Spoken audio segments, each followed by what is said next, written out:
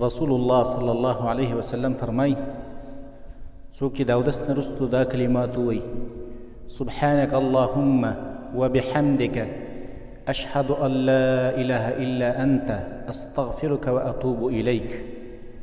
دا کلمات چې څوک د اودس نه وروسته ووایي نو حدیث کې راځي کتب فی رق، دا په یو پاڼه کې د الله د طرف نه ولیکلی شي.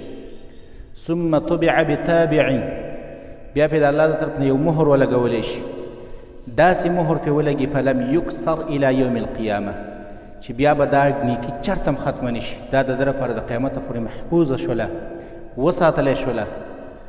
او حدیث کې راځي ومن تقبلت منه حسنه دخل الجنه، د چا چې یوه نیکي قبوله شوه، یوه نیکي د قیامته پورې یوه نیکي محفوظه پاتې شوله او قبوله شوله، دا سړی د جنت وارث جوړ شو.